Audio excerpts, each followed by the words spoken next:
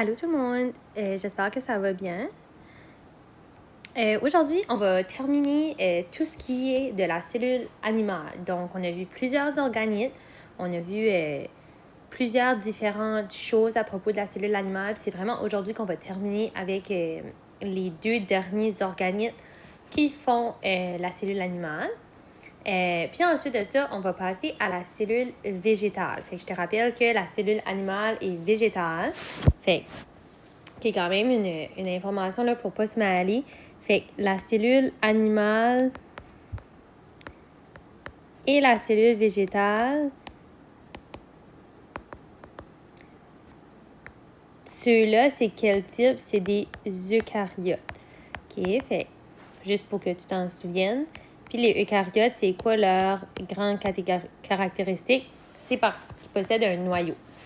Un noyau. Oui, c'est ça, qui possèdent un noyau. Puis, par exemple, les prokaryotes, juste pour faire un petit rappel, que les prokaryotes, ceux-là, c'est ceux-là qui n'ont pas de noyau. OK? Je sais que je suis tendance avec mes trucs, mais vous allez sûrement vous en rappeler.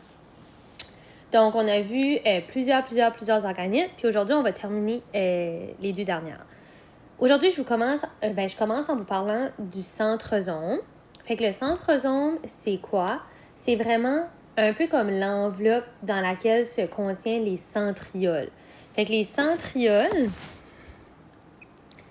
si tu t'en rappelles, on avait parlé que c'était 9 tubes de 3 tubes. Fait qu'en tout, j'en ai 27. Fait que par exemple, là, j'avais des tubes comme ça, puis ils sont vraiment perpendiculaires l'un de l'autre. Puis ça vient à former là, un rond. OK? Puis là, je sais que mon dessin n'est pas très beau, mais vous savez déjà mes talents en dessin. Fait que ça, c'est pour les centrioles.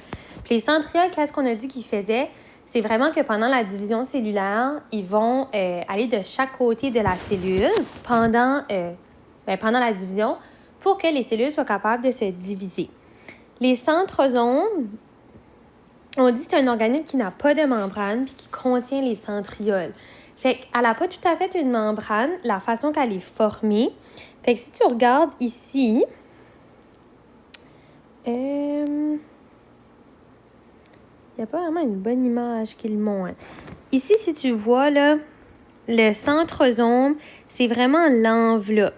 OK? C'est pas une membrane en tant que telle, donc c'est pas fait de phospholipides, mais c'est plus comme une enveloppe. Puis c'est avec ça que qui est nos centrioles à l'intérieur. Fait que si tu regardes ici, là, tu le vois bien, les centrioles. Fait que c'est vraiment les 3 tubes de façon là, à en faire 9 séries de tubes qui vont se mettre ensemble. Fait que ça, c'est pour tes centrioles. Fait que tes centrosomes, c'est vraiment... Là, j'ai de la misère. Tes centrosomes, c'est vraiment qu'est-ce qui les enveloppe. On dit qu'ils sont près du noyau. Puis, qu'est-ce qu'ils font, nos centrosomes? Ça dit ici, ils organisent les microtubules. Les microtubules, si tu t'en rappelles, on avait parlé dans le cytosquelette. C'est vraiment sur ça que les organismes vont pouvoir se déplacer. Puis les microtubules, c'est vraiment ça qui forme notre fuseau mitotique ou notre fuseau lors de la division cellulaire.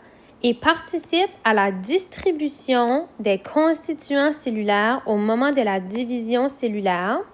Et il assemble le fuseau mitotique, donc les fibres fusoriales. Fait que les centrosomes ou le centrosome, puis les centrioles, ils ont sensiblement le même rôle. OK? Fait que je vais juste mettre des petites vagues comme ça pour dire que c'est sensiblement la même chose aux centrioles.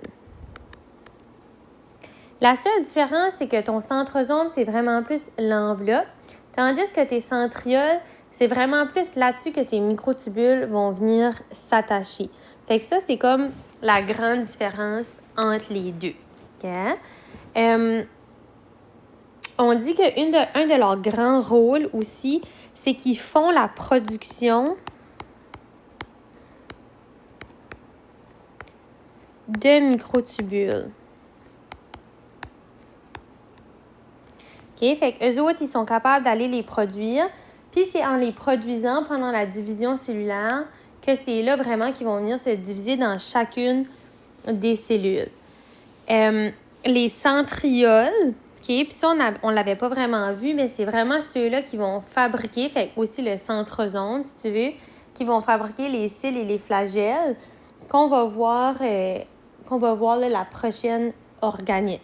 Fait que c'est vraiment de produire les microtubules pour que lors de la division cellulaire, je sois capable de les tirer de chaque côté de ma cellule. Okay? Fait que ça, c'est pour le centrosome. Fait que ça, c'est juste des images pour vous montrer. Les cils et les flagelles. Les cils et les flagelles, c'est vraiment deux organites sensiblement pareils, sauf qu'il y en a un qui est plus long, puis l'autre est plus court. Fait que, habituellement, le flagelle, on va en retrouver un long, tandis que les cils, ils vont être plusieurs et courts. OK? Puis on va en parler. Description, c'est des prolongements de la membrane cellulaire. Fait que tout autour de ma membrane cellulaire, de ma cellule animale, je peux retrouver des cils. Si je vous montre... une image qu'on avait vue. Voyons donc. Une image qu'on avait vue. Là, je suis sûre que vous êtes tous en train de rire de moi en classe. C'est bien beau.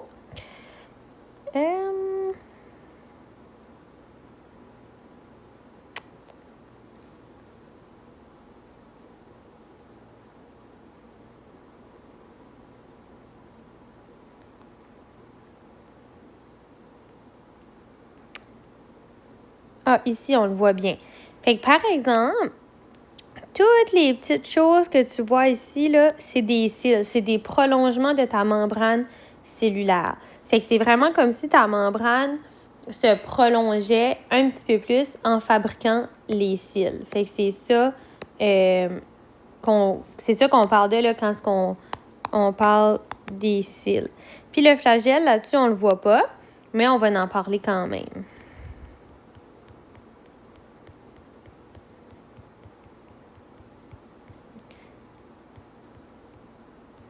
Bon, il peut y avoir beaucoup de cils, des courts prolongements. Fait que comme je viens de te montrer sur l'image de la cellule, c'est vraiment des petits prolongements. Mais en général, on va juste retrouver un ou deux flagelles. Puis ça va être des longs prolongements. Par exemple, si tu sais à quoi ressemble un spermatozoïde, je pourrais vous le montrer juste après, regarde, juste ici, je crois que la photo est. Le spermatozoïde, l'image C, c'est vraiment une petite tête ici avec un long flagelle. Le flagelle, dans le cas d'un spermatozoïde, c'est un long prolongement de la membrane cellulaire de la cellule. Dans ce cas-ci, c'est une cellule sexuelle, donc le spermatozoïde. Où est-ce que ça se trouve? Ça se retrouve autour de la membrane cellulaire, pas dedans, c'est des prolongements de la membrane, donc on dit autour. C'est quoi leur rôle? Ils permettent à la cellule de se déplacer. Puis ça, c'est le grand rôle des cils et des flagelles. Leur mouvement nécessite une dépense d'énergie. Fait que ça se fait pas tout seul. C'est un travail qui va demander de l'énergie. Fait que par exemple, si je pense au spermatozoïde qui va bouger, ça demande de l'énergie. On va parler aussi les cils. On les retrouve beaucoup dans tes voies respiratoires. OK? Fait que l'action des cils, eux autres, c'est vraiment pour le déplacement des substances, je pourrais dire.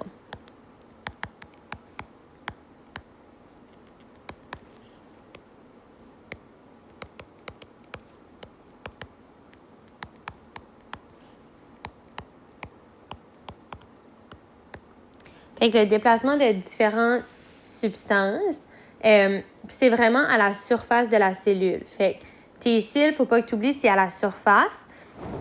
Ton flagelle aussi, donc c'est vraiment autour. Fait que par exemple, les cellules ciliées qui sont dans tes voies respiratoires, fait que si je pense à la trachée, ils vont pousser le mucus avec certaines avec des poussières. Là. Fait que le mucus, c'est vraiment comme quand tu mouches, c'est du mucus.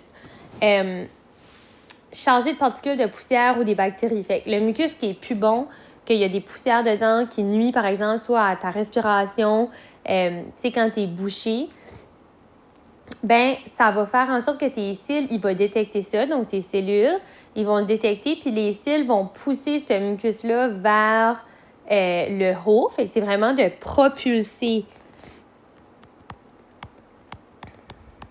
des substances. Fait que les cils dans tes voies respiratoires, ils vont venir tout faire monter ton mucus parce que c'est du mucus que tu ne veux pas. Fait que par exemple, quand tu as la grippe, une des raisons pourquoi tu te mouches, c'est parce que tu as des cellules qui détectent ça. Leurs cils vont faire monter tranquillement ton mucus, puis ça va débarrasser tes poumons. Il y a aussi des cils dans les voies génitales, soit de l'homme ou de la femme, pour faire déplacer aussi les cellules sexuelles. Okay? Fait que, par exemple, dans tes trompes de Fallope, chez la femme, il va y avoir des cils pour faire avancer les différentes cellules sexuelles.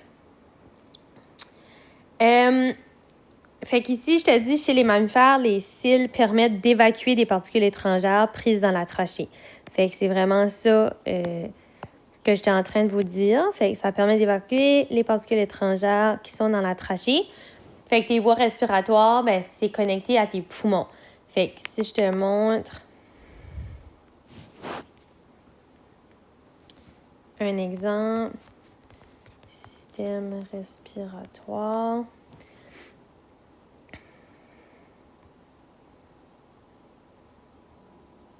Fait que quand tu as du mucus qui est pris dans la trachée, fait qu'il est juste ici. Donc là, j'ai oublié, je peux pas vous écrire là-dessus. Fait que si tu regardes à la trachée, ben c'est que ça va venir boucher, pas tes poumons, là, mais c'est que tu vas avoir de la difficulté à respirer. Fait que le rôle des cellules avec les cils, c'est vraiment de faire remonter ça vers l'extérieur de ton corps pour que ton corps puisse s'en débarrasser. J'essaierai de trouver là, une vidéo pour vous montrer à quoi ça ressemble vraiment là, les cils. On appelle ça des cils vibratiles. Puis souvent, on va dire que ça tapisse les bronches. Fait qu'avec la trachée. Fait que je vais juste essayer de trouver une vidéo puis je pourrais vous montrer.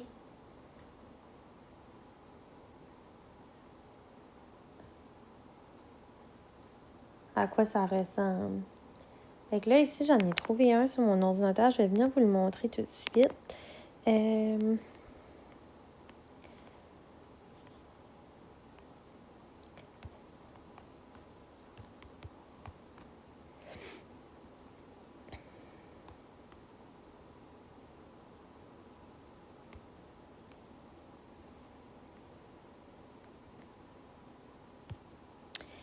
Fait que si tu regardes sur cette photo-là, là, tu vois là, les cils qui sont en constant mouvement sur le côté des cellules.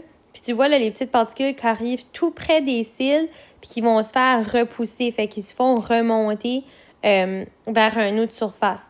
Puis les cils qui sont vraiment, vraiment petits, c'est vraiment comme une espèce de domino, si tu veux.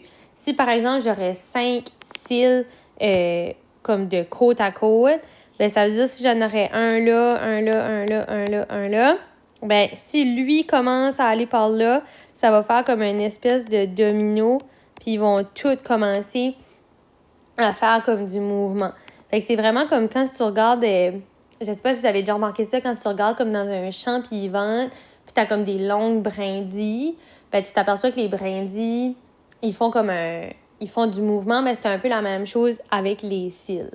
Okay? Fait que ça, c'est pour les cils. Exemple, le spermatozoïde peut se déplacer grâce à son flagelle. Fait que ça, c'est un gros rôle du flagelle, surtout pour les cellules sexuelles. Ben, c'est que c'est capable de se déplacer en raison de ça. Okay? S'il n'y aurait pas de flagelle, on ne pourrait pas vraiment... le spermatozoïde ne pourrait pas avancer. Le spermatozoïde, c'est vraiment la seule cellule flagellée du corps humain. Okay? Fait que c'est la seule cellule qui possède une flagelle, c'est le spermatozoïde dans le corps humain. Fait que ça, c'était pour les cils et flagelles. Ici, vous voyez des photos. Fait qu'à la A, ici, on voit la structure interne des cils et des flagelles. Fait que c'est vraiment comme si ça serait une coupe transversale à ce moment-là. Ensuite de ça, oui, tu vois aussi les microtubules. OK? Fait que par exemple, là, les microtubules, c'est vraiment tout ça ici, avec les deux centrioles au milieu. Ici, à la B, tu vas vraiment voir, c'est ce que je voulais dire là, par les cils qui ont un constant mouvement. Fait que si je vois qu'il y a des cils, tu sais, sont tous faits comme ça, ben c'est vraiment que ça va pousser les uns contre les autres. C'est ce que je veux dire par l'effet domino. Puis, ça va vraiment créer du mouvement. Puis, à la C, ben, tu vois l'image d'un spermatozoïde qui se dirige là, d'habitude vers un ovule pour féconder. Fait que ça, c'est pour les cils et flagelles. Fait que rapidement, si on revient là, un peu en gros dans la cellule animale, ben un court résumé de tout ce qu'on a vu jusqu'à présent. Tu as les petites vacuoles qui sont ici, puis les vacuoles qui viennent d'habitude du réticulum endoplasmique rugueux, ou ils peuvent venir aussi de l'appareil de Golgi, ou ça peut juste être des vacuoles qui sont libres, qui vont souvent se mettre sur le côté, puis pouvoir extraire des choses vers l'extérieur. Tu as les mitochondries de la cellule qui, je te rappelle, est comme la powerhouse de la cellule. Okay? C'est toute elle qui fabrique l'énergie. Si ta cellule a besoin de faire beaucoup de travail, c'est tes mitochondries qui produisent l'énergie. Fait que, par exemple, les cellules des reins puis les cellules du foie sont beaucoup plus occupées. Fait qu'eux autres, ils possèdent beaucoup plus de mitochondries. Tandis que des cellules comme les lymphocytes, où est-ce que eux sont la défense de ton corps, qui sont pas toujours nécessitées parce que t'es pas malade tout le temps, t'as pas besoin de tout le temps te défendre. Quand, par exemple, c'est un virus qui arrive dans ton corps, c'est à ce moment-là qu'il y aura un besoin d'ATP plus grand. Tu as les peroxysomes. Les peroxysomes qui sont un peu la même chose que tes lysosomes, mais pour différentes substances. Fait que les peroxysomes, beaucoup plus pour les acides gras et les alcools. OK, fait qu'ici, on parle beaucoup plus des lipides. Tandis que pour tes lysosomes, on va parler beaucoup plus des glucides, avec tous les deux des enzymes digestives.